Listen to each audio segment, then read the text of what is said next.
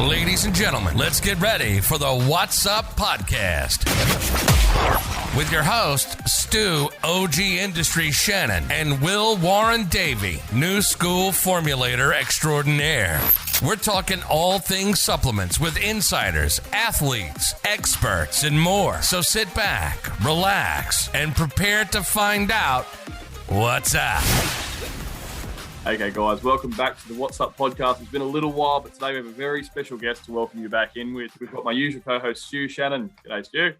G'day, guys. I have been itching to get one of these done. I don't know, Will, you've been even itchier than I have, but there's just been so much going on. It's been really tricky to get one recorded, but definitely excited for this episode, mate. Oh, for sure, because we have none other than the legend himself, Matt Legge. Welcome in, Matt. Hey, man. Thanks for having me. Mate, yeah, I don't know if we need too much introduction for you. Most people in the supplement industry viewing this would be actually living under a rock not to know who you are, mate. But for those who are listening at home that might not have crossed Matt's podcast, blogs, seminars, otherwise before, Matt's the founder and formulator for ATP Science, which is one of the biggest supplement brands in Australia, and has really done some pioneering work in his formulation for, I guess some spaces that didn't really exist much prior to. So thanks for coming on, Matt. We're really looking forward to picking your brain on some new research, some existing stuff, and also how you sort of brought some, categories that weren't otherwise here to the game. Yeah, cool, man. Thanks for having me. It was a nice intro too. I live up to that. I'm sure you no pressure. ATP, Matt, is such an interesting brand. I have been in the industry long enough to have seen ATP from its outset. I remember the first time I became aware of ATP Science was at one of the. It wasn't called the Arnold yet. It was still FitX down in Melbourne, and I remember everyone was going wild about this product, Prototype 7, which had kind of this sort of, all the advertising was some sort of hybrid creature, and people were talking about this new thing that you would rub it on. Everyone was walking around the expo with a tub of Prototype 7. Was that really the start of it, or where did it begin for you? Or was it many years before that in your in your home laboratory? Well, most of the products I developed because I was a naturopath originally, so most of the products came through the naturopath clinic. So I did a lot of work with men, which was interesting for naturopaths. I usually just work with predominantly women and mums and that, but I focused a lot with men. I did a lot of work with athletes and that sort of stuff. Funny thing is, Prototype 7 was originally developed in my clinic to treat diabetic foot ulcers. So because I kept giving these people tablets, vasodilators, taking them orally, but their problem was their circulation shut down. So I couldn't get the blood to the spot. So there's no point putting the ingredients in the blood. So then basically what I did is I made arginine-based cream originally that you could apply on the other side where the circulation was crappy, and it would start to drag the blood through. It's just pure vasodilation transdermally to drag it through. And then once I was doing that, and it was working quite well for circulation and cramps and, chilblains and, all those sort of things. And then a lot of applications come from that, transdermal Viagra, hair regrowth serums. I think we sold more basically as Viagra cream the whole way through. But yeah, so then I thought there's a lot of opportunity to add some bits and pieces to it. I mean, at the time, 20-hydroxyecdysterone I was looking right into that. I was really excited about those phytoecdysterones and their potential, for anabolic growth. But the understanding of their bioavailability was pretty low. We didn't know, how long they stayed in the blood. It was really hard to get them to work. But at the time, I was also doing a lot of work with like testosterone creams, progesterone creams, and a lot of the bioidentical hormones, working with doctors. So I made that Blocky 3, which was a chrysin cream, because when the guys were taking the testosterone, it would stop them getting the man boobs when I was in with the other clinics. And then I realized that ecdysterones had a very similar molecular mass and structure to testosterone and progesterone. They slot straight between the two, when you have a look at the molar mass. And then those things were working quite well transdermally. So then I did some experiments to see if we could get the ecdysterones to work like a testosterone cream or a progesterone cream. But then when I mixed it in with the arginine stuff, and then you got that pump into the muscle, and just you could actually target where it goes to a particular area. And it was really exciting. And the name was the funny bit, because I was just mucking around. Like, we're just making this stuff, like trying different bases. You know, obviously it started with prototype 1 and then went through, and then we got to prototype 7. And yeah, there was people like Mick Galley and Jimmy Saddix, and at the time it was Luke McNally and the Chris Thomases and all those sort of guys that were just like my guinea pigs. So I remember there was that mass training facility or something. I'd just turn up there and just go, hey man, like, you guys have got to butter up with this stuff and just tell me what you think. And then the funny thing is, I'm getting all these texts from these people saying, this is changing my DNA. This is like the craziest thing I've ever done. And then they all start posting. They all started posting it. And they weren't never supposed to post it. Like, this was a dodgy little tub. And I just had prototype 7 written on the tub because that's where I was up to. And they all started posting it and doing a hashtag prototype 7. And then we're just like, well, shit. And then everyone's like, starts requesting, when can we buy this prototype 7? And then it was like, and the ultimate goal really was to list it under TGA as a circulatory stimulant, which, you know, you can actually do. But in the meantime, it got a little bit of hype, it got a little bit excited, and then it got shut down. So, which is typical, but it's cool. I mean, we just got to work through those processes, I suppose. Yeah. That's such an interesting origin story of that particular, because I think transdermal creams, particularly with, you know, some of the earlier products, we saw the block E3 with I think it was Chrysin off memory, the subcut with Coleus, I think it was, with subcut. Yeah, caffeine and Coleus. So the subcut went back to Greenway research from, you know, in the 90s and that sort of stuff. There's a guy, Greenway, that was doing a lot of really cool research. And then in America, under the FDA, you can actually make an aminophylline, you know, form of caffeine cream that they found when you combine it with Foscolin, significantly better reactions. It's cool how they discovered the aminophylline creams too, because they come with asthma research. They're injecting caffeine into people's butts to dilate their bronchioles. And they discovered that we're at the sites where they're injecting the caffeine, they were actually forming divots and holes where they're burning away the subcutaneous fat. So then they thought, oh, well, let's try to do some, you know, like rub the aminophylline in a broader area, and that'll actually might work.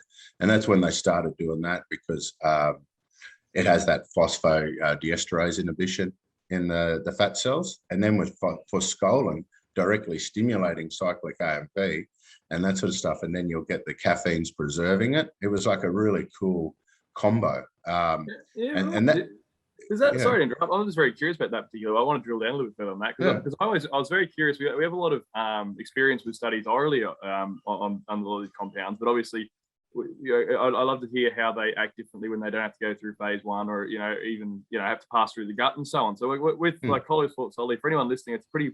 I guess you often see it in fat burners quite often. It's a really, really cool botanical plant root, and it helps to increase cyclic AMP and helps with some thyroid activity as well. Like, it's a really, really, I guess, just great for general health and metabolism, essentially. But it has got some issues with bioavailability sometimes. So, but what was interesting is what we're going through here is what it does when it isn't actually ingested, because I guess not many people look at that as formulators. We don't often get a chance to look at things. Hey, what if it's transdermal? Instead, what if we bypass that first pass metabolism, and what is it? How does it act? And like caffeine, how does that go when it's not going through, you know, people 50s and stuff? Like, very interesting.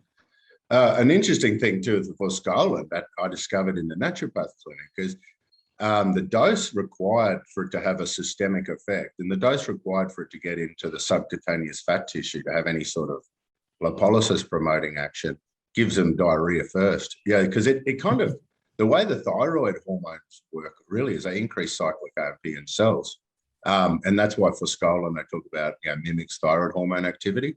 And if you've ever treated anyone with a fast thyroid, one of their main problems is diarrhea. And so when you actually recreate hyperthyroidism in the mucosa, the next thing that happens is just bulk amount of mucus and lots of acid, and they get a lot of indigestion and get a lot of diarrhea. So you can't actually get the doses orally that are required to actually saturate any of those subcutaneous tissue without giving someone the runs first or other side effects.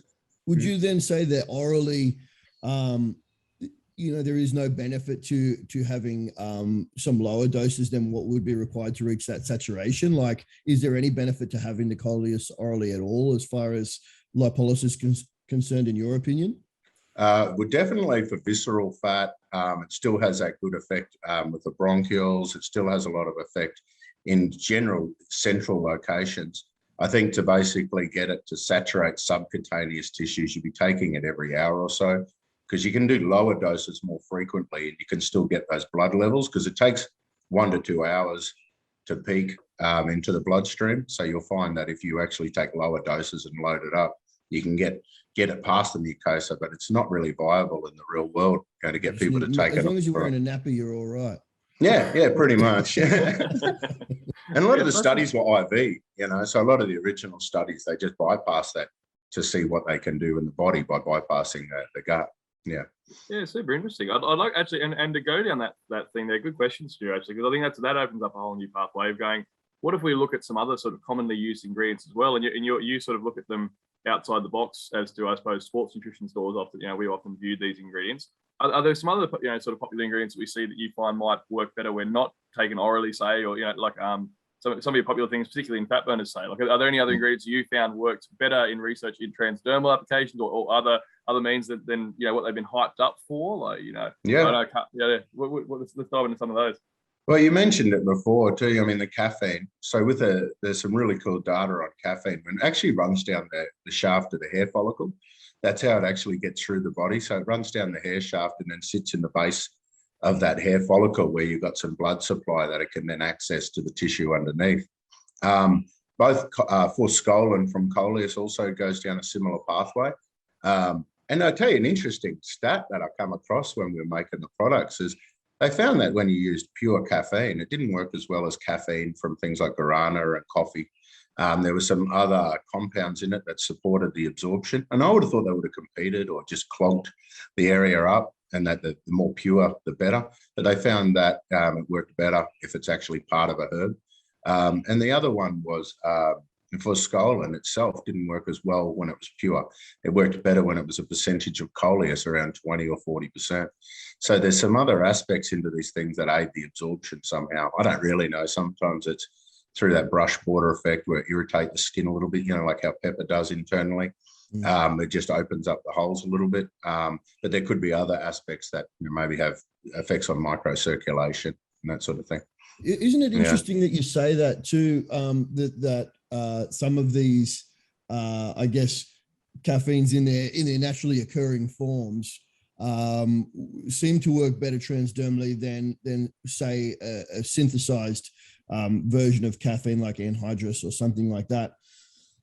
And time and time again, I've found that to be true with even with caffeine orally. So I've found that if I'm using say a combination of, guarana and green coffee bean extract or green tea extract, and I get a much better, more balanced feel, like that stimulation is much more kind of smooth and balanced. Whereas if I'm just dumping, I guess, if we look at how many milligrams I'm taking, if I'm just dumping pure anhydrous, that's when we tend to get those jitters, those cold sweats, that nausea.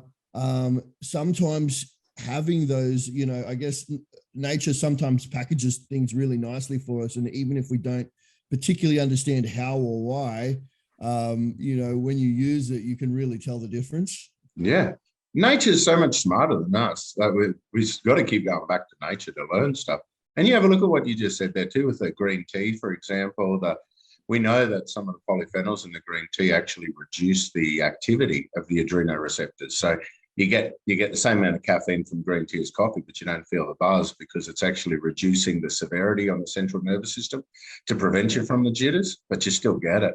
But then you have a look at what it combines with. We know a lot of these polyphenols that are found in these natural compounds alter those cytochrome P450s in the liver. So they alter the phase 1 conversion pathways and inhibit and support phase 2.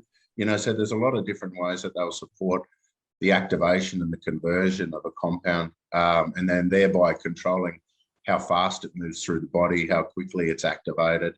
Like things like naringenin and that sort of stuff, they inhibit the cytochrome P450-3A4, which is a major substrate for most drugs. Combining naringenin with most drugs will actually increase their bioavailability, make them hit you faster and harder. But then if you combine them with other polyphenols, that can actually inhibit central nervous system function. But then it goes back to that same debate, because there's a whole school of thought that polyphenols don't even get absorbed. This is a remark that's interesting, and I think one of the one of the gems I was hoping to go through here is, of course, looking at areas that might be coming to the supplement industry in the future. And I really do think a lot of the I think we've looked at them in isolation for so long: chlorogenic acids, ellagic acids. We looked at all these different, amazing flavonoids and stuff over history as separate ingredients all together. And yerba's really great, and cinnamon bark's great for blood sugar. And you look at all these things separately. And it's sort of just recently when you start looking at polyphenols and look at the data on them, emerges, and you start going, these are all fruit of the same tree that do some really insane stuff. Like and simple things too. Like even one study I was across the other day found that grapeseed extract supplementation for 8 weeks reduced interleukin-6 by 40%. Yeah.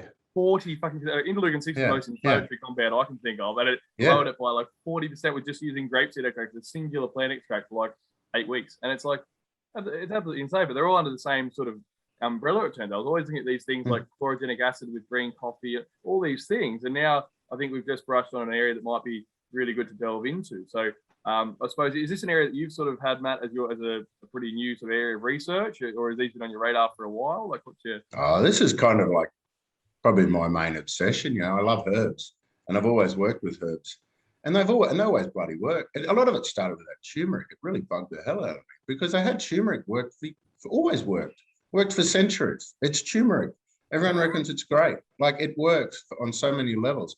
And then all of a sudden, some clown did some study and said that it's not absorbed. Therefore, the whole thing was a scam. We need to make it absorbable. And it's just no, why don't we just go and look into how it was working? Because if you've discovered that it doesn't work this way, maybe it works another way, And then they found that the curcuminoids and that sort of stuff, they were just measuring the area under the curve at the wrong time. It just took a little bit longer. It had to go through the microbiome first to be activated. But back to what you said was really fascinating, because that grape thing, reducing the lipopolysaccharide, I thought is cool, because my brain straight away goes to which possible mechanism did it do that by? Because as we know, a lot of these polyphenols are antioxidants, they're anti-inflammatories, they help with the mucosal immunity and leaky gut walls. But we also know one of the main, the basic concepts of polyphenols is that they're found in the outside skins and peels and the outer leaves of our fruits and vegetables and herbs and spices and nuts and seeds. And they're actually there to stop microbes from infecting inside the plant and feeding on the sugars and that sort of stuff inside the plant. They're actually poisons that protect the sugar. And one of the other functions of polyphenols is actually antimicrobial, or modifying different microbes, allowing some to grow and then killing off others. And then when you take them internally, they do the same thing. They'll actually kill off the overgrowth of bugs. Now, if you consider lipopolysaccharide is one of the main triggers for interleukin-6 production, and you said the interleukin-6 is reduced by 40%. The lipopolysaccharide is actually a bacterial cell wall fragment, and it actually may work by killing off good and bad bugs and reducing the mucosal immunity's attack. See, most people have got an overgrowth of bugs, so a lot of these polyphenols, we normally eat them. When you eat fresh and local, and you pick stuff off the tree and eat it, the polyphenol levels of this fruit and veggies are really high. You get that astringency, the tannin, the polyphenols in your mouth. The smell, the color, and the taste. And that's what the polyphenols provide a lot of in fruit and vegetables. And we know over time they reduce. I think it was 80% reduction in polyphenols within the first 2 weeks after picking it. So, by the time we're eating our fruit and vegetables, even if you're eating really well, the polyphenol levels are so bloody low. And then if you consider that if you were, back to nature and you're having to pick things out in the wild and eat it straight away, that tree would only bear that fruit for maybe weeks or months. Your diet would change all the time. So your polyphenols should change all the time. So therefore, what bugs are capable of growing and then what bugs are going to die off. They should change every season. So we all eat like a balanced diet, but not a varied diet. And so, like, because I grew up eating like a banana and an apple and an orange every day. So I ate my 3 pieces of fruit, but they were the same fruit and the same 3 veggies and that sort of stuff, all year round, and certain cereals and grains and that sort of stuff. You just get, you have this nice balanced diet. You pick the things you like, but what happens is you get certain bugs overgrowing, and you get other bugs that just never even get a chance to establish themselves because there's too much other crap in the way. So a lot of these polyphenols work by killing off the overgrowth of our microbiome. SIBO, that's small intestinal bacterial overgrowth. Dysbiosis is an overgrowth. Candidiasis, overgrowth. They're all bloody overgrowth. It's so interesting that you just touched on something there that I talk to clients and customers a lot about, which is, I think that in the supplement industry, I don't know the reason for this, but we get a lot of pushback. We get a lot of, especially kind of new age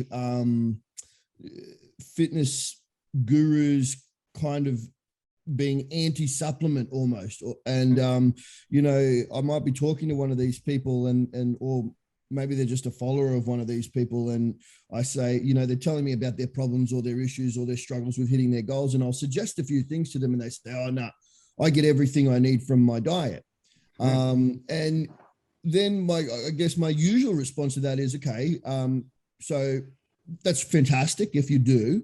And that would be the ideal situation for any of us. But first, tell me what you need from your diet. And it's like, and they might get down to the basics of what macronutrients they need. But when we really break it down, like you were saying, even, if we're looking at Western culture, for example, there's only really 6 or 7 fruits that are readily available to us all the time, even if you're going into Woolworths. There is not the variety in our diet. Even if we're trying to diversify our diet, we're going to struggle to get some of these things that we would have had, for many, many hundreds of thousands of years of evolution, right? Yep. What do you do then? Because this poses a question with gut products, and I get really interesting because I suppose gut health has become a finally an emerging focus for the supplement industry, which is much obliged to yourself for putting a lot of spotlight on that area as a product category. But I always get into this chicken and the egg scenario where you're looking at it and you're going, some schools of thought do we change the microbiome, or do we try and diversify said species that are living in our gut to be more diverse and varied? Do we do the weed and feed protocol? We're just trying to kill off overgrowth to keep everything in a relative state of balance, or do we just ignore them together and let them sort out that pretty much whatever you're going to eat will dictate your microbiome, and really you probably should just be looking at like helping dampen some inflammation and help your gut lining integrity so your immunity is all good and life can go on for digestion. So I'm always curious because I see a lot of people come into stores that I'm talking to, and a lot of them suffer with all the things you'd see, like they'll have like bloating, distension, digestive issues, reflux, and so on. And you go through and you throw in some curcumins and slippery elms, some glutamines, and get on top of that inflammation first, and it's usually pretty good. But I'm always fascinated to hear for someone who's actually in the research frequently, if to help a lot of our listeners who do suffer with bloating, digestion, gut issues, and so on. Do you think it's important to look at the bugs first, or do you work as make the home better, or do you work on the bugs as your sort of first port of call? Well, a little bit of each, and you have to, and it has to, and you can't even do it through those phases really, with that weed, seed, and then feed, because it kind of needs to be split through each meal. What Stu was saying before regarding the people that don't want to take the supplements and that sort of stuff with it. One of the realities is we got so much data showing that modern food processing and farming significantly reduced vitamins and minerals in our food, and people are often happy to take a multivitamin or multi-mineral just to make sure they're getting a little bit of everything and covering the bases. It's well documented how there's less fiber in our foods and diets, and people are kind of cool to focus on adding extra fiber, but inside that fiber naturally we'd be getting the polyphenols, and they're just simply not getting it because the food's not fresh. Our food has changed too, because like I said before, polyphenols are astringent, tanniny, so they tend to get rid of the the grapes and those things that are, that we got seedless everything. And they avoid those things that have texture in your mouth to get that sweetness and that sort of thing as well. And also they don't want to see too much, depth of color, because that's not as appealing as well for some people. So polyphenols are so low.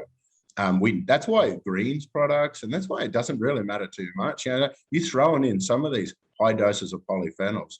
It doesn't really matter what herbal formula it is, whether it's a herbal formula for the adrenals, whether it's a herbal formula for hormones, whether it's herbal formula for cardiovascular or a greens formula to top up. There's similar polyphenols that we need to supplement the diet with, because we're simply not eating fresh enough food within the season to actually acquire the polyphenols we need. So then that leads into what you were saying, Will, is that when we eat the same foods all the time, what we can have is an overgrowth of certain bugs. Now, this is where it gets really, really cool. This is where I get kind of excited, because how do the bugs overgrow? One of the ways that the bugs overgrow is by destroying their competition. They don't like to share food with other bugs, other cells. So, for example, certain strains of bacteria that love to feed on sugar, they don't want to share their sugar with anyone. And so what they do is they release chemicals that stop the neighboring cells. And I keep saying cells because I don't want to just focus on bacteria, fungi, and parasites and yeast, because I'm including your cells. So they actually compete with you, the host, for your fuel supply. And the way they do that is they want the sugar. So they make everything around them insulin resistant. So that way you're capable of taking the sugar in. And that's how the microbiome can contribute to insulin resistance, obesities and things like that, by stopping you from burning that sugar and inducing insulin resistance. And I can measure these chemicals in the urine. So we can measure chemicals that aren't made by the human body, they're made by microbes, but we can measure that stuff in the urine, showing that they're going all the way through the body, contributing to metabolic defects throughout the body. And that's actually the way they occupy more space within your gut and protect their colony from other invading organisms. Now, the problem with that is if I was to try to say, we're just going to fix your gut up, but you've got an overgrowth of something that's contributing to biochemical problems within your body, but also in the neighboring cells, and you think you can take some probiotics and it's going to build up the good guys and the bad guys are just going to pack up and leave. It kind of doesn't really work that way. It's almost like a farmer walking around throwing grass seeds at weeds, thinking that the grass seeds are just going to make the weed just get up and leave. So sometimes we have to go in with a high dose antimicrobials and try to, kill off the overgrowth to make some space for the other things.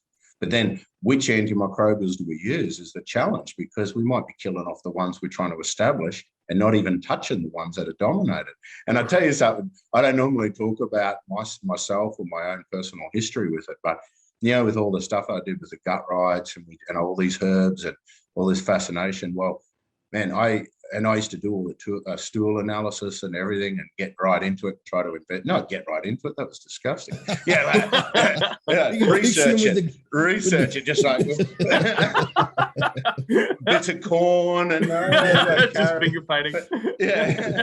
But no, I did a Microbus stool test. Microbus is really cool, the test, because they actually do they'll tell you the number of the bugs, not just what's there. And you don't have to be a genius. Like a lot of the other stool analysis tests, you actually do have to get right in it. You got to make sure you get a little bit of the cobwebby stuff that looks like candida. You've got to get a little bit of this, you got a little bit of that. Make sure you get you got to get a really good quality sample. Otherwise you miss things. And if you've got someone that's just kind of poking at it and then putting it into a container, you've got to be fascinated by poo to make sure you get a good sample.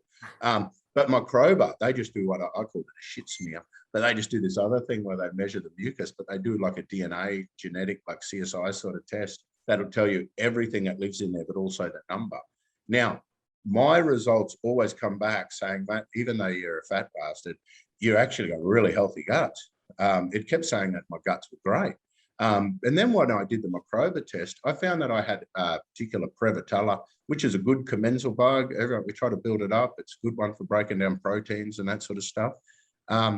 It made up almost 30%, I think it was 25 or 30% of my gut was one strain of bug, which showed that I had diversity outside of that, but within that, it was so dominant. So what I did is I worked out a campaign to kill off that Prevotella and starve off the Prevotella and stimulate the growth of other bugs. And I lost 30 kilos.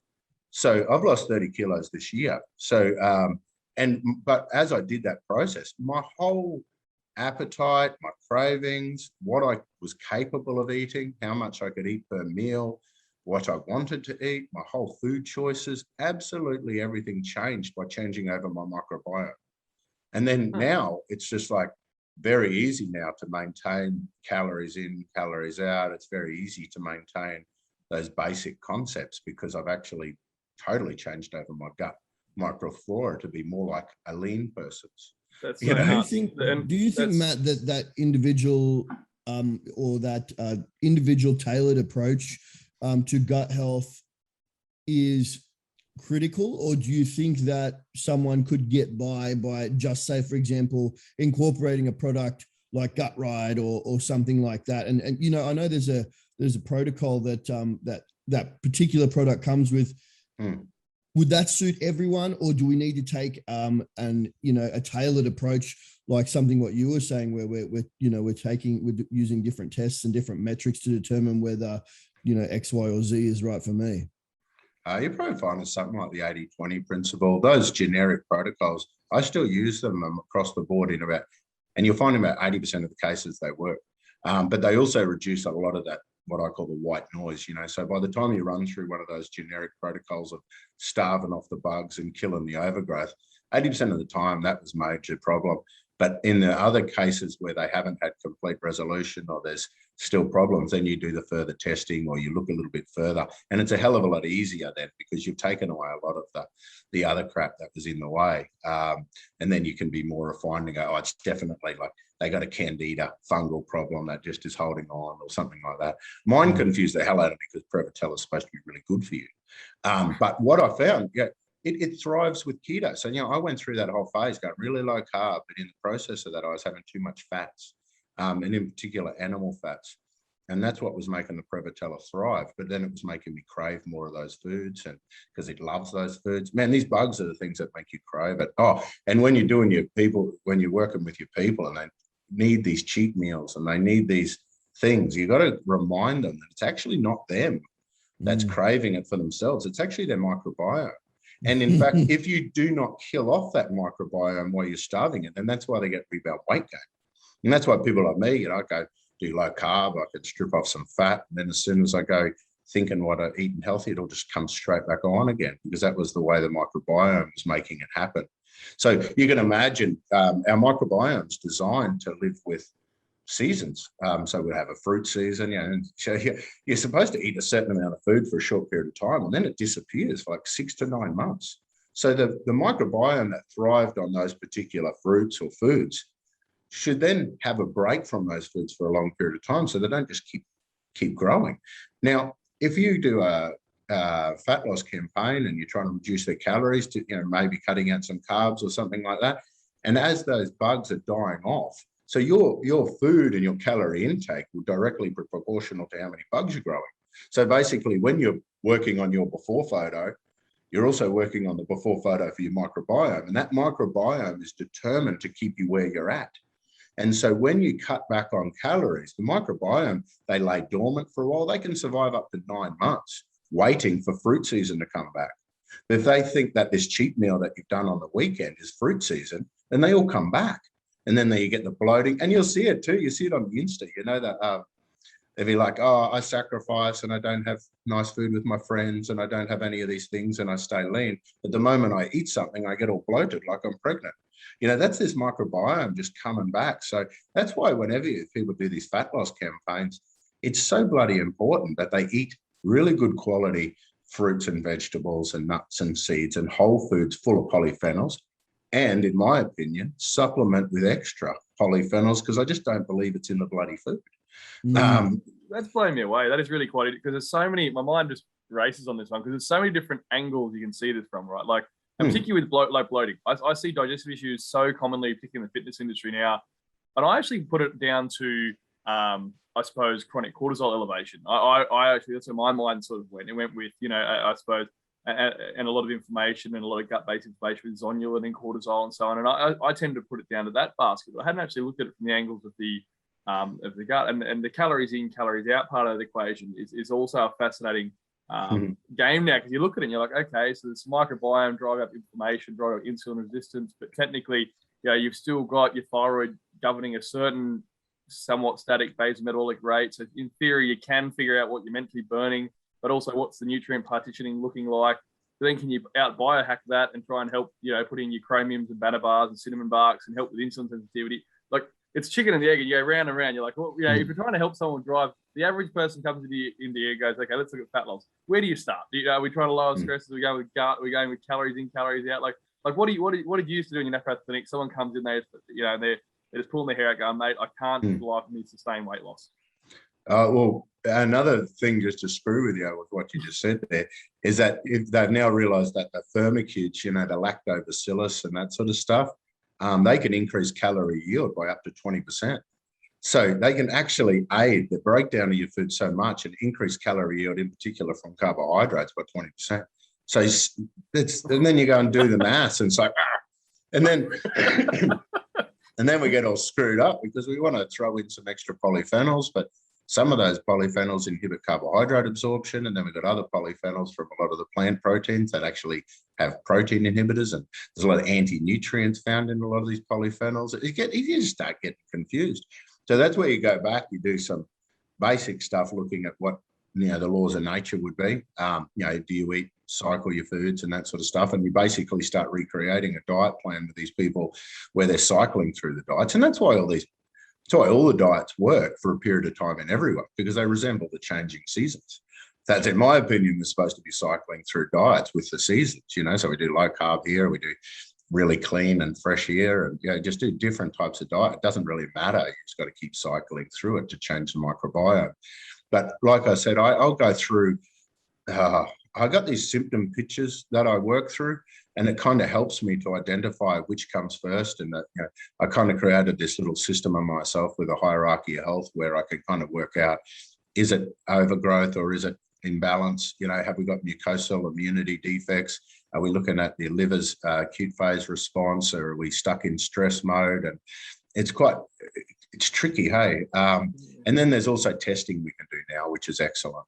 And if I was to, start again now without my symptom pictures and my little systems that I have worked out myself, I'd probably go in with a lot of testing. I do the Microbus testing, but there's also, you can do this organic acid testing, which is wicked. The organic acid testing is excellent. It's a urine test, and it tells you about all the metabolites, but you can measure every step of the Krebs cycle, so we can see where their energies, and you can actually see if there's a chemical coming out of the environment, mold, or a microbe, or something that's actually inhibiting aspects of the Krebs cycle. And I've seen, it's supposed to be this like circle, and I've seen people that go to one point and then we just jump straight to the other side, and then all this bit doesn't work, and you're like, whoa, and then you find a chemical that's coming from a fungi or something, or a mold is really bad, and the mold comes through and blocks off energy production pathways, and you're like, wow, that's crazy.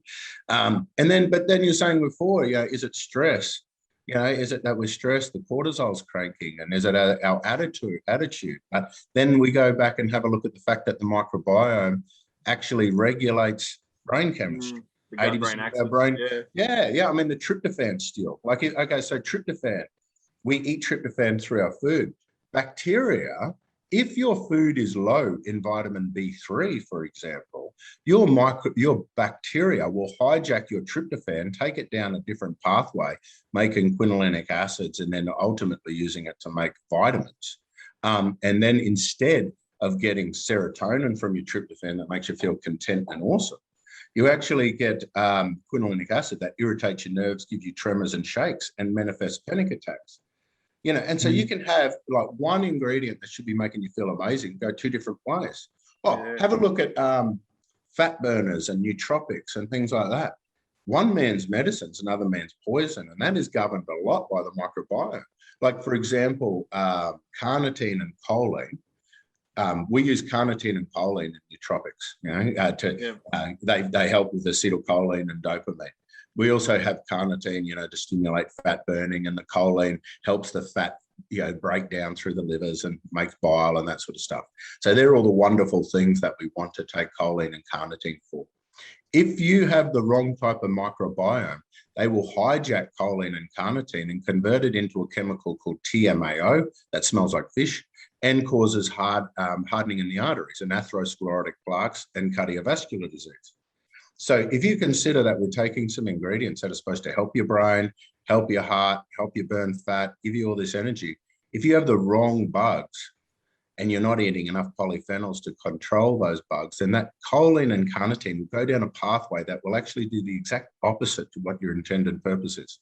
You know, that's such a awesome point that you've just made there, Matt, where, you know, what did you say? One man's medicine is another man's poison. And I've seen this so many times, I guess, anecdotally in the customers I've served over the years, where you'll have one person taking something and it's doing exactly what it's supposed to do. And then you get this random individual where it does the exact opposite, or something really, really unexpected happens. You know, like a good example is a friend of mine. I put him on, you'll be familiar with the nootropic Attention, which is made by one of the Australian companies.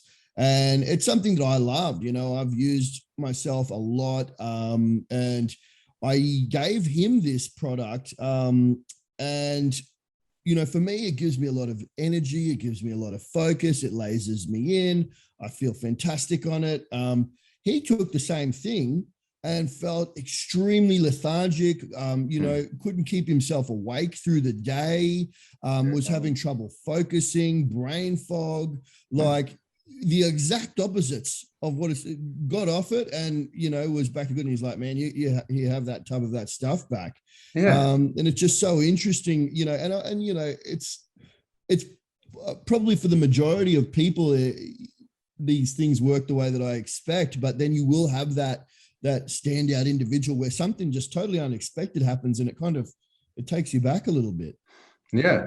And that's why we talk about genetic expression and epigenetics and that. So it's a combination of our diet, our lifestyle, our microbiome, and how that interacts with our genes. And that, of course, changes the way our first pass metabolism and everything works. And that's where I think a lot of naturopaths would take that easy road and just go back to fixing the gut. Because hopefully if we can get a really healthy, diverse microbiome and a good, healthy mucosa and good, healthy liver, then these sort of weird reactions won't happen. And now we're starting to understand why. And this is what I get so obsessed with herbs. Because if you have a look at the fact that, and this is why I love it, because, and this is why when I started talking about turmeric, you know, and we knew it worked, but we couldn't understand how.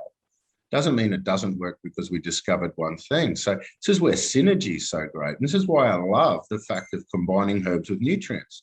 Like if you have a look at something like gynostemma, for example, you know, poor man's ginseng and that sort of stuff, very good vasodilator. And what's interesting about that is it actually stops TMAO production through the microbiome. So when you combine a classical pre-workout ingredient like that with nootropic ingredients, you get more of an effect in the brain and less of a bad effect in through the gut or side effects. Then you see, and then I love it goes back to like crazy ass stories, like in traditional Chinese medicine, they used to recommend people marinate their fish and seafood with the combinations of green teas and citrus and that sort of stuff to stop the smell. And then we realize now that the smell, the fishy smell that comes from from fish is actually the breakdown of choline and carnitine and the production of TMAO by microbes. Then we discover that the citrus bioflavonoids and the catechins and that sort of stuff in the green teas actually inhibit the bugs that made the TMAO. And then we find other cool things that are commonly used in marinades, such as garlic.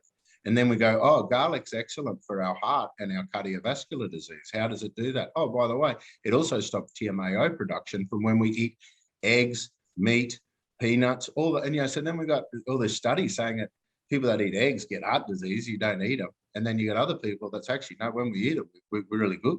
And that's, again, goes down to these different compounds, but it may actually be not those compounds. It might be what they have it with. So yeah, now we're going, right, now we've got to have eggs. I can't not have it with capers, dill, basil, like go throw in all these green leafy herbs. And so you can have someone, you know, doing your diets and that sort of stuff. And just those really simple concepts of adding herbs and spices into meals. Like, who the hell would fill up a bowl of iceberg lettuce and think you're going to get something out of it?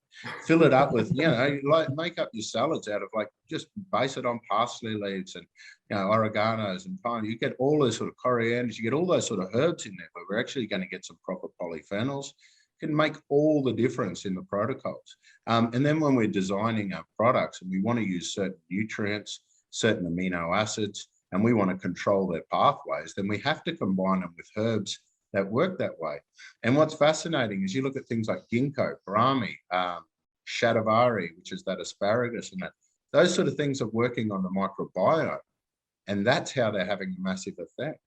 Nitrate, vasodilation. So we, again, going back to this blood supply.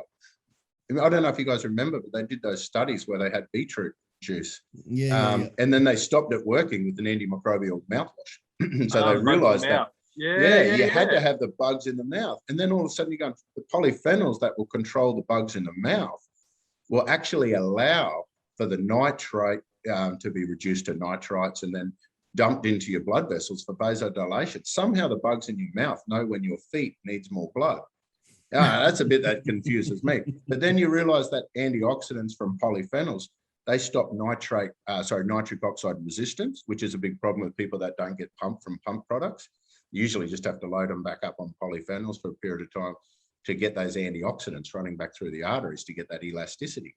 But then you find the same polyphenols also regulate the nitrate reducing bacteria that live in your mucosa.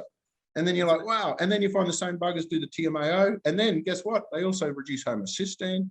And you're like, man, these things are freaky. Like, and there's so many of them, and there's so many varied sort of options. Because I've always looked, I'm so blown away with the more I look into them. I think like plants, like I didn't even realize they are naturally occurring in is what did me in. Because you look at all the things you typically use for all these different areas, insulin sensitivity. You look for blood sugar. You look for ones that help with, like I said, antimicrobials, and you look at them all separately, and then you go. Then you just realize all those herbs are the same family. You go, holy shit, these things, like this is a monster umbrella.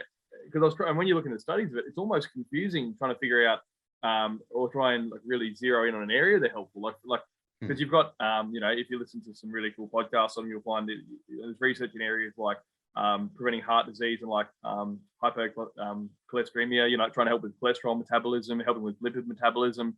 Again, like the antimicrobial activity, they're seeing people using them to help with heart disease, lowering blood pressure.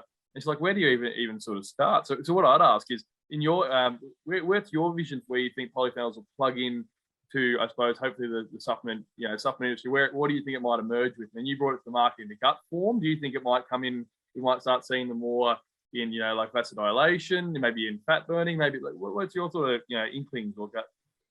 I'll tell you what it won't be, Will. It won't be in capsule form. Yeah, that's true. And then don't ever mention that you as a joke to stick it up your butt, because then you get charged for. Oh yeah, no, it's also suppository. We all heard that story, mate. So that's kind of might be the capsule. Like, I wish it was the rough end of the pineapple. You'll have to take. That's the only thing I'll let you have. I just think it's like they're fascinating areas. I think you brought them to the forefront with the gut right product. I think a lot of customers hadn't cottoned onto that yet. I don't think they understood that was just a massive blend of polyphenolic compounds. Yeah. But I see, then you look at like your green tea extracts and like your green tea and so on, not extracts, the green tea itself, and you've got naturally occurring L-theanines. It just goes when you start looking at it, right? But I'm sort of curious, what are your sort of hot picks for things you might think it will start emerging in popularity, in sort of the near future from what you've been sort of getting excited about? Well, I think probiotics will probably tank when they realise that the research was pretty lame and they only had a couple there, and they don't. The definition of probiotics actually makes them need to disappear, because they talk about they confer benefit to the host by colonizing inside them, but they can't prove that the ones that you're taking actually colonize and do anything. So I've always had the belief that probiotics and that worked by actually challenging the immune system and just running through as dead bacteria. And now we're finding there's a big movement with tyndalized, they call, or heat treated or heat deactivated, or even when they do the fecal transfers, they got to sterilize them first. So they're finding there's a lot of benefit in dead bacteria. However, we talked about one man's medicine being another man's poison. That a lot of that comes back to the variability of the microbiome. You have a look at something like pomegranate, for example. Pomegranate peel contains a high dose of alagitannins, typically puny collagen or something, I think it's called. I don't know how to say these things out loud. I usually read them and very rarely talk to people about them. So the alagitannins in pomegranate go through to convert into ellagic acid, and then ellagic acid can go down and create things like urolithins. And then urolithins have these amazing powers. They're finding that fermented oak and that sort of stuff also full of urolithins. I'm pretty sure you're familiar with Shilajit, one of my favorite things. Yeah. Shilajit is magic. And I got a feeling that in the future, that in my big goal, I always wanted to custom make things like Shilajit, because I'm not sure if you're aware exactly what Shilajit is, although you might be, but the listeners may not be. So what Shilajit is it's basically resiny compost harvested from the cracks of rocks. What it is you get plants and barks and all these leaves and crap that falls onto the ground in amongst all the dirt and the rocks. And in there's all these microbes that live there, and they break down the plant material with the minerals from the surrounding environment, and it makes this resin. And then when they can measure that, they're finding all sorts of compounds. People talk about fulvic acid and humic acid, but that's just a standardization marker. That's just to show that it comes off the rocks. It's not the active. It is a massive source of things like urolithins. So now we're finding this compound of urolithins are very amazing for stimulating mitochondrial stuff. Urolithins, there's a big future coming with urolithins. And the way you make urolithins is you take the variability out of it by actually fermenting the food yourself. So we've got this big thing with all these fermented foods that everyone likes. We've got the kombuchas and the sauerkrauts and the kimchis and stuff like that. They're what we call postbiotics. They're the stuff that are created after the fermentation. And when they're measured and done properly, well, you can custom make that stuff and you can take the variability away. So I think there's a big future in people custom making, choosing your substrates. For example, if I could get the right microbiome and find out which bugs do what, I can create my own, like a SCOBY or culture. And then I can go and add that to minerals, add that to compounds. Growing your own custom cultures based on your test results, really. So measure your urine and then start to grow. You have a culture kit and you say, all right, well, here's what I need to grow based on what my urine's just told me. It's like biohacking with biome. That's wicked.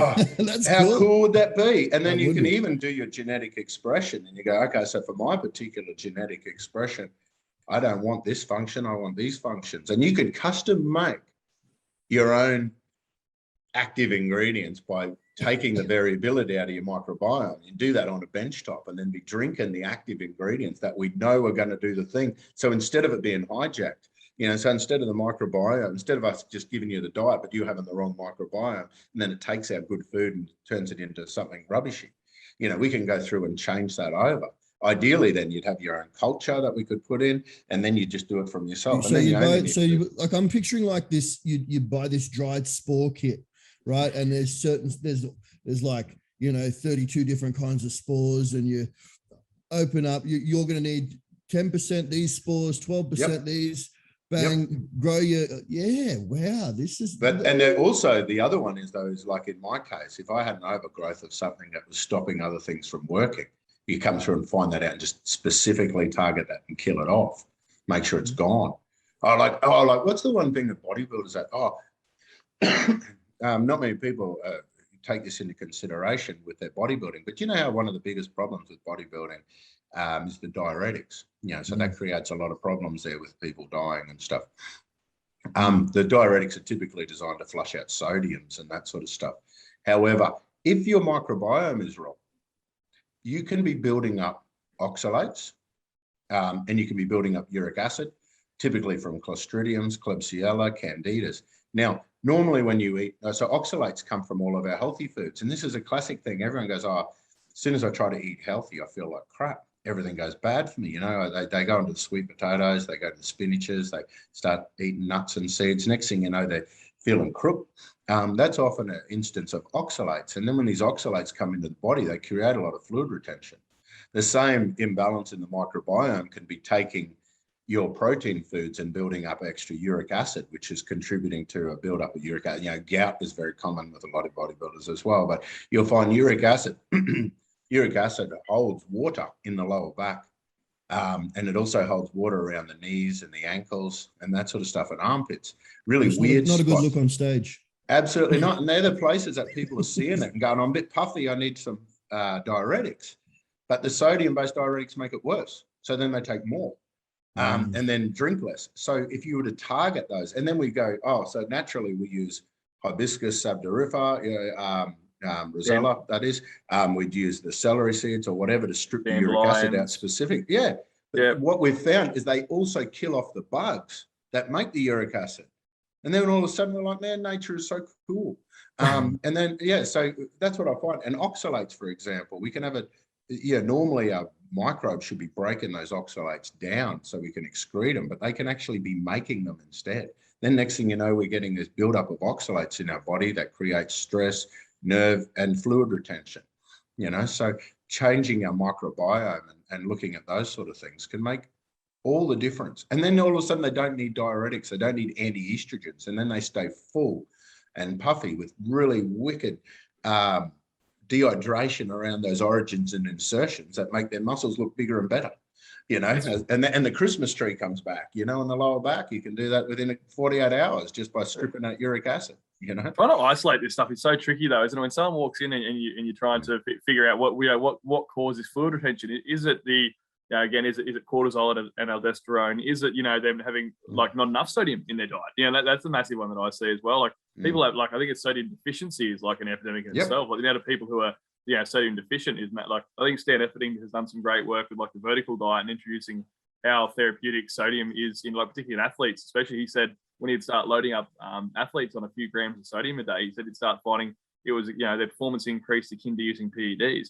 and like brain cognitive function, like everything. But trying to, like, I guess, and this is a really relevant take home for a lot of our listeners, I suppose, if they're listening now and going, wow, like there's so many areas I can attack, my sort of fitness journey from. I can look at, controlling gut, throwing in heaps of polyphenols and trying to, play around with microbiome. I can look at trying to throw in things to help with, adrenals, working things on thyroid, working insulin resistance, and all these areas. I guess helping them to try and make the take home relevant to the listener. Where are some of these areas that I guess we can do a bit of a personal checklist in our head and look at and go, what might be the first places to look? Like if someone's here at home listening, going, shit, I'm sort of going, there's a lot of stuff here to unpack. Where would I sort of start? What's your sort of checklist you'll go through with people to sort of see where might be their first area to focus on, to attack first? Can I just add to that before you jump in there, Matt? I think that like something that a lot of us do, when we're trying to come up with that, or generally the public will do, is they just have a good and a bad bucket, and they want to put foods in one or the other. Yeah. Right? Like sodium, for example. Most people put sodium in the bad bucket. Sugar. Most people put sugar in the bad bucket. And it's like, it's not as simple as that. But I'm really interested to hear how you will answer Will's question there, Matt. So go ahead, because we can't simplify it as much as good and bad bucket. We know that for sure. Well, I always start with symptom pictures, and I talk for hours with people. So I've just started doing consults again now because I was getting I spent too long away from it, and I was getting a little bit, I forgot what we needed, and the hierarchy and stuff, get caught up with looking at market and stuff instead of looking at people.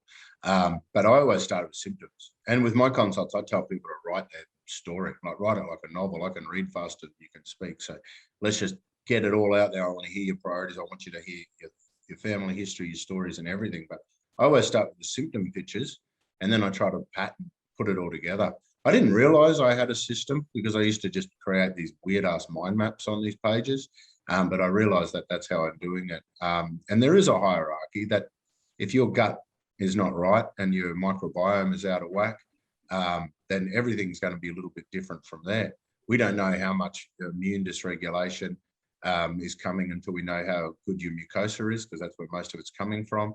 In regards to stress, your body can't afford to wait to see what your stress may be. Is it immune activation from your gut, or is it just you listening to the wrong music or walking around with angst, and that sort of stuff. So I basically run through massive amount of symptoms and try to work it out that way. And then I'll also do a fair bit of testing these days as well. But I don't do the testing immediately, because unless you've got the testing means nothing if you haven't collected the symptoms that are attached to it, because your levels of something compared to someone else's levels and how you manifest symptoms, that's what's more important.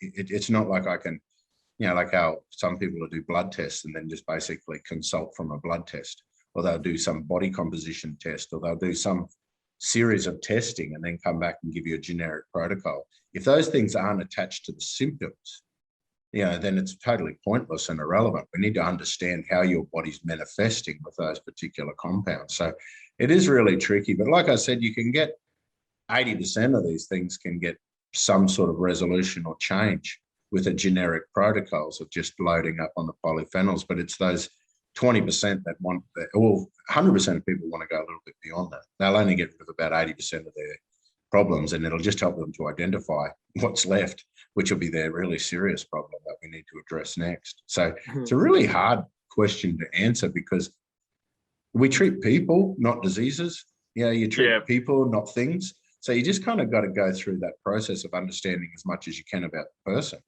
And then it's quite complicated, actually. It's bloody tricky.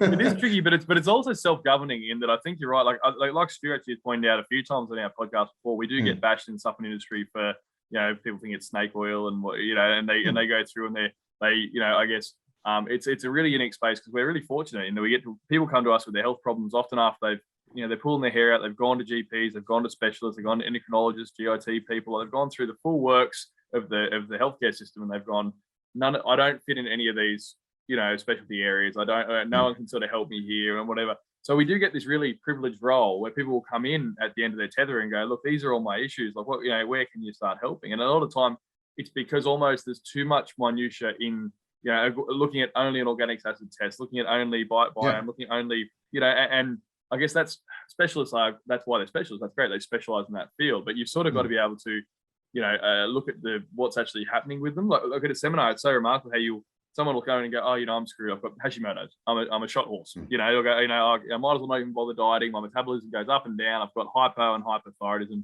And people, at home listening, it's an autoimmune disease that affects your thyroid. So your metabolism does take a bit of a hit.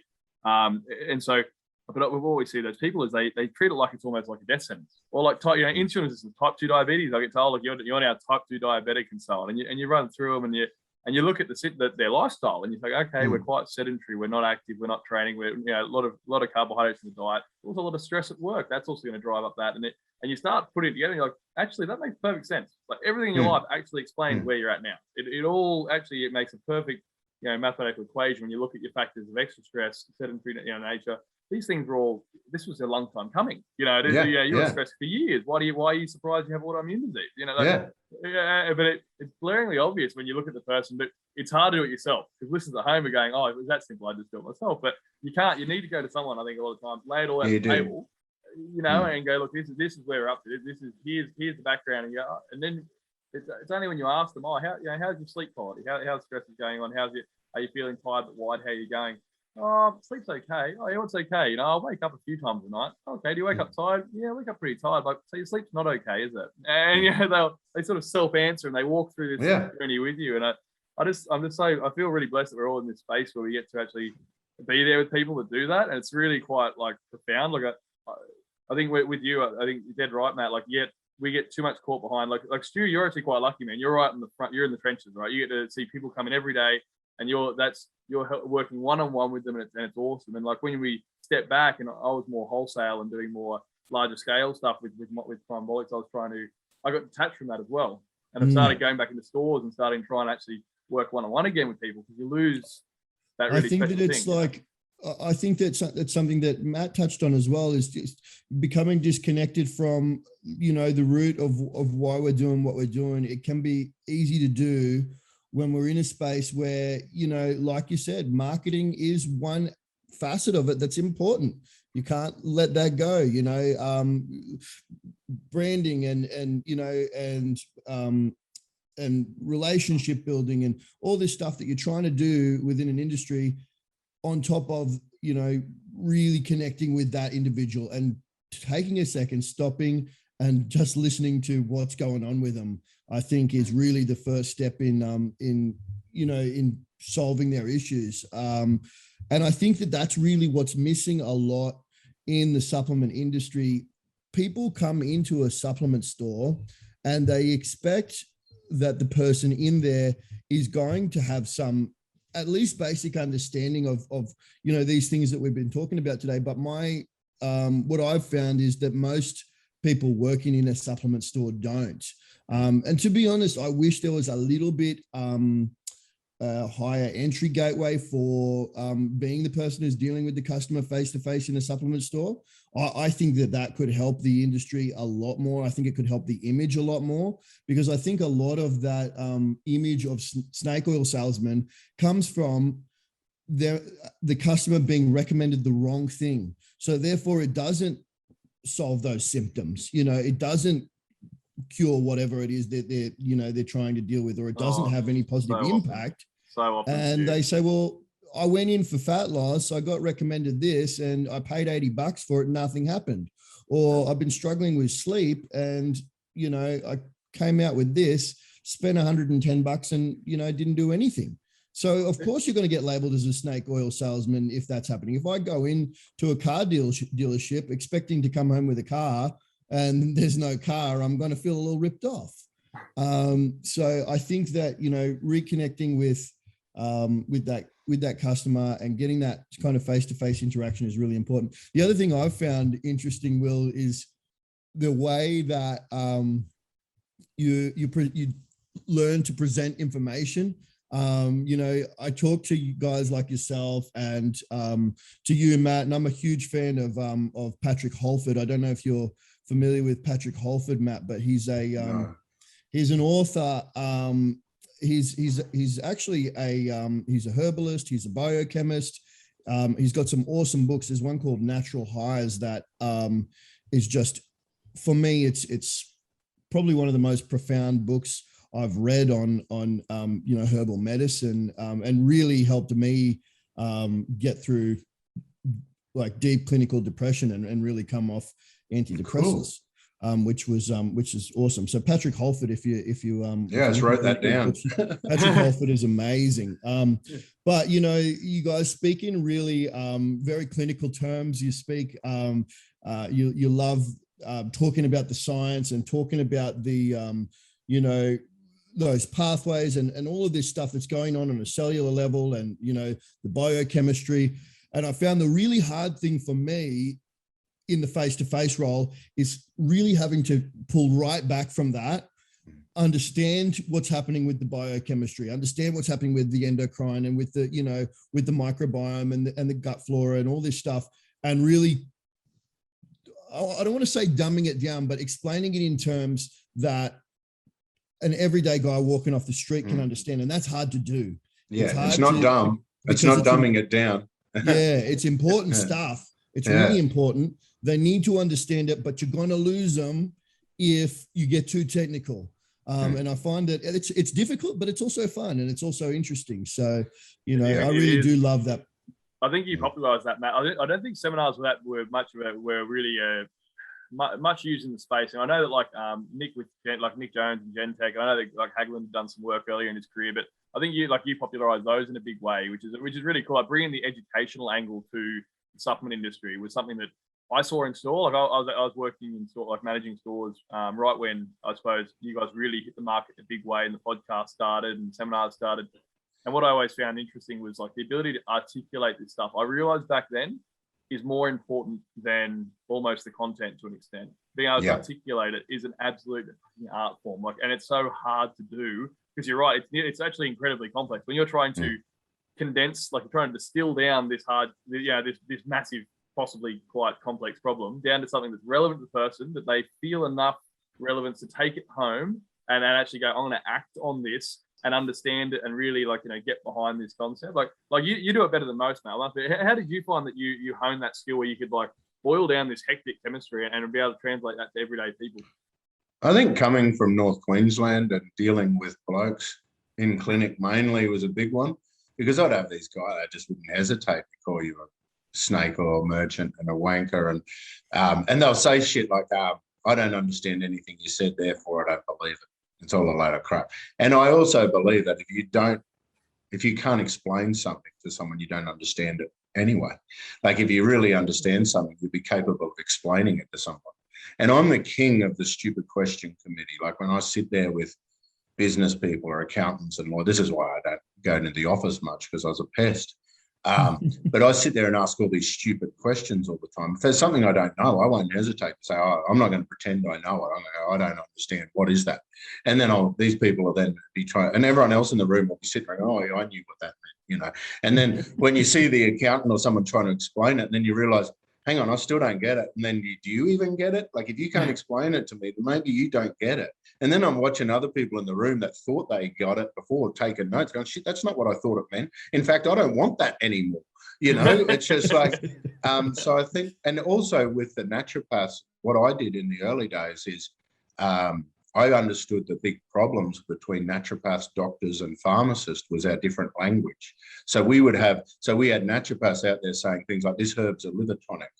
And then we go into the doctor saying, I want the patient to use this liver tonic herb. And the doctor said, what?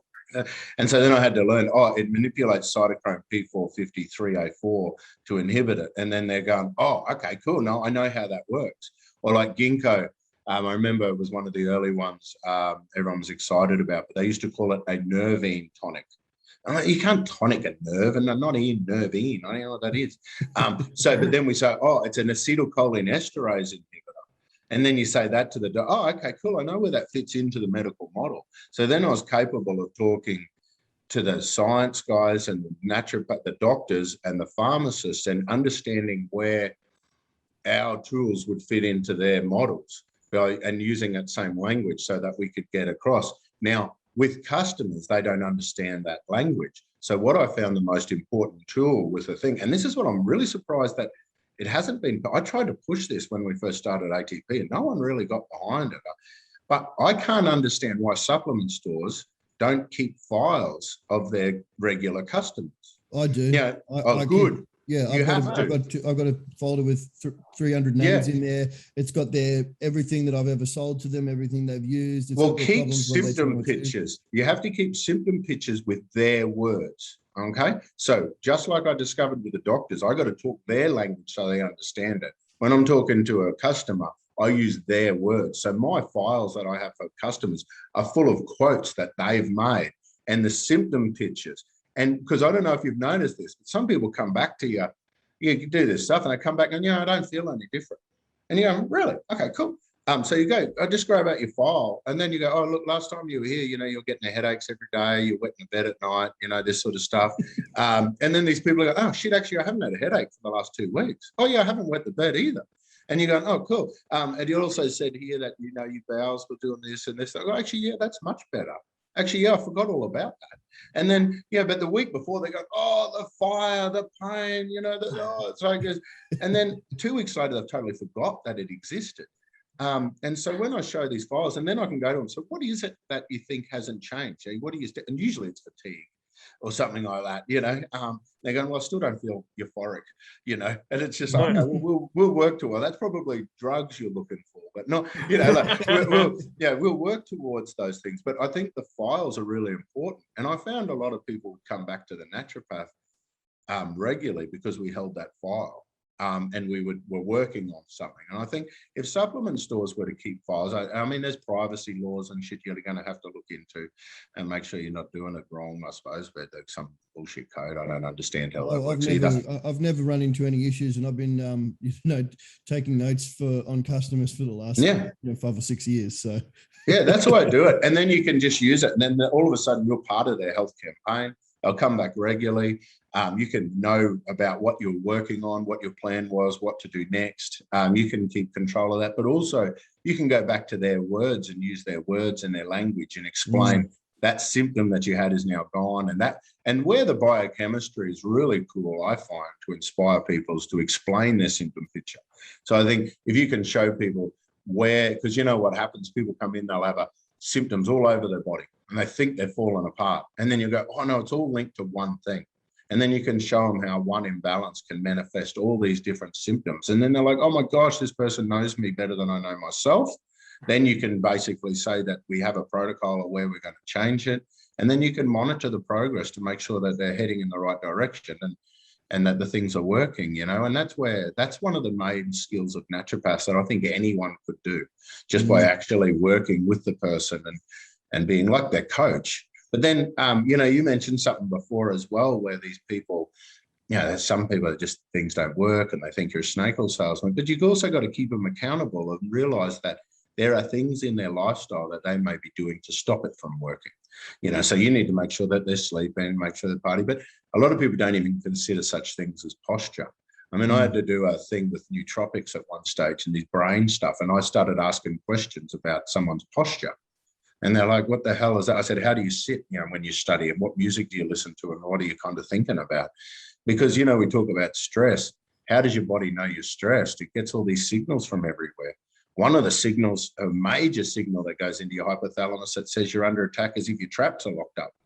When your traps are locked up, because that's part of our defense mechanism, that's your body telling your brain that you're under attack.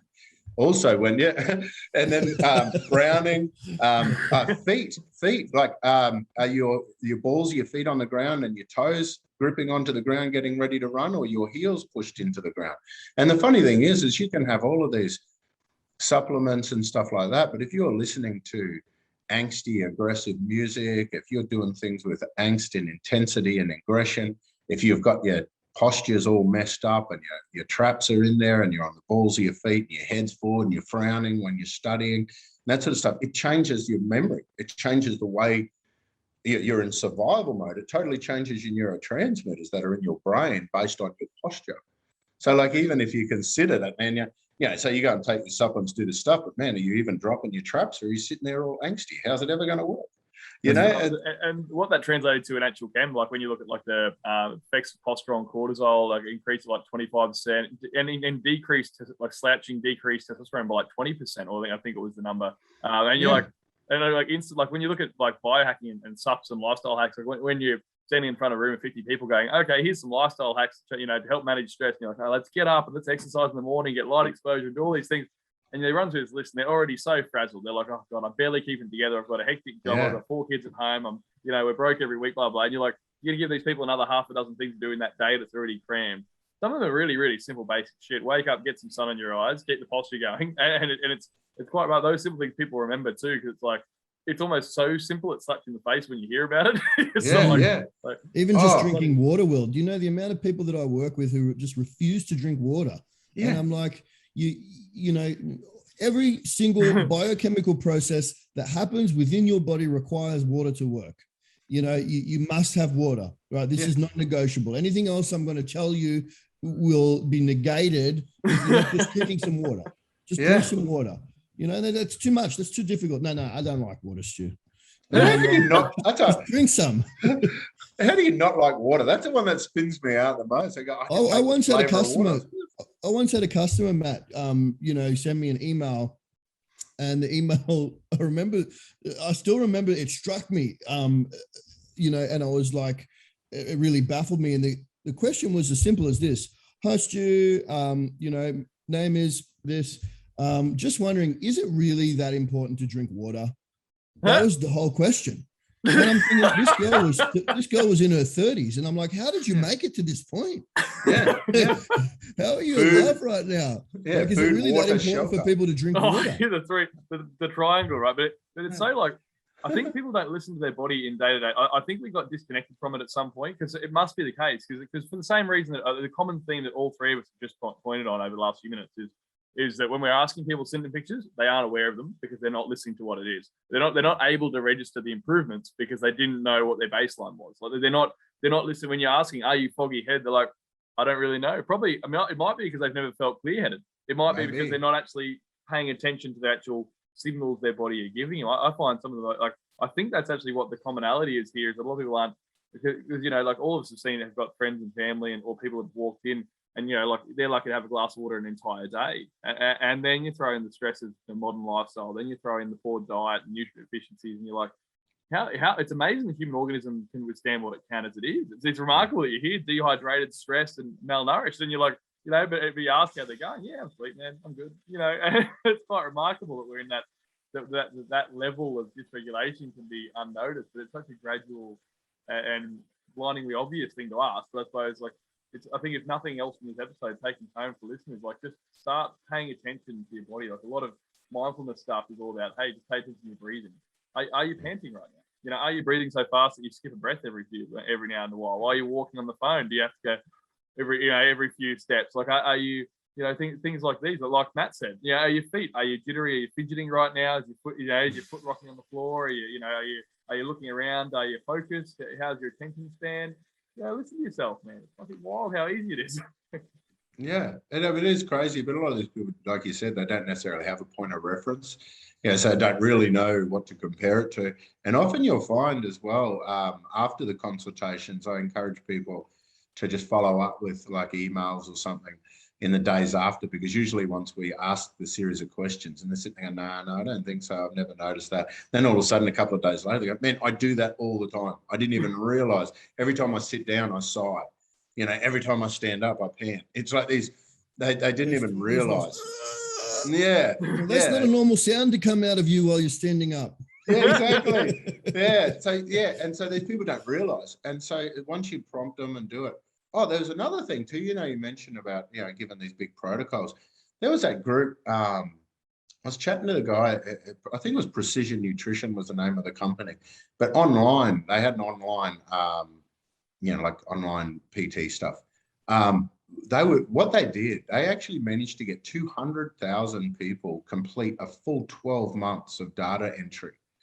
The data that and they shared that data with me, which was really cool. There was a lot of fascinating stuff that came from that data, but one of the things that blew my mind the most, of course, the 80 to, what was it, the 80 to 90% compliance group, they got really good results, excellent results. The 0 to 10% compliance group got really bad results. The 90 to 100% compliance group didn't get as good results either, because they realized that they were the 0 to 10% people the rest of the time.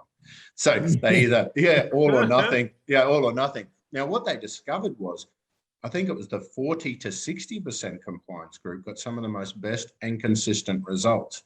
And they actually found that doing something was the most important thing. And it didn't really matter. Like, you could go full intensity, but you just can't ever not do something. And they had the slightest things, like even in a day, if you were managed to do one thing, then you're still having a win. And they were weird things like eat slower. No, there's no metrics around that. They didn't say like chew 50 times instead of 20. They just eat slower. And these people go, today I ate slower, or something like that. But the data showed that the people that full on compliance, they just couldn't maintain that they found that doing something was better than nothing. And the stress of trying to force yourself to do everything may have been counteracting some of those results, especially if you're overwhelmed and you're not realize that you're sitting there with angst trying to get all this stuff done. And it's actually protecting your fat cells and everything, because it doesn't know what your chronic stress is. You know, your chronic stress. This is something that you know, Greg Hagland touched on with us when we had him on an episode way back when, Will, was don't let perfect be the enemy of good. Doing something. That quote. I was just thinking of that exact quote from Hagland, actually, because you're dead right, man. That's such a, again, basic but sensible thing. Hey, like, because I think a lot of A-type personalities, like real dopamine-driven people, the real go-getters, real motivated people. I have a similar issue when I'm attacking a new diet. It's like, okay, beautiful. We're going to do carnivore. We're going to do it 1,000%. Throw out every bit of fruit and vegetables, go 100% at this. If I'm going to count calories, I do it to the extreme. I'm weighing everything to the gram. If I'm going to, you don't half-ass stuff. And like you said, it's quite cool while you're doing it, but there's always a reactionary rebound. There's always a check and balance for us, isn't there? Like we pull off bandwagons spectacularly when we do. Yeah. And even you look at herbs, everything in nature seems to be like a parabola, like it's a bell curve. You know, there's a sweet spot. There's too much of a good thing. You always got to try to be on that, trying to aim for that sweet spot. We don't really point of diminishing returns. Yeah, get to the maximum, and then ride it at that point. Yeah, too much of anything, too much of a good thing becomes a bad thing, right? Yeah, exactly. Yeah. Mate, I think we've had some amazing stuff here. I think I'd love to have on for part two, because there's so much more to unpack, particularly around some of those new things coming up with the around the like polyphenolic compounds we're talking about and how they help and gut. And I think this huge area is just going to keep exploding in the next oncoming years. I think as people come out with more and more data.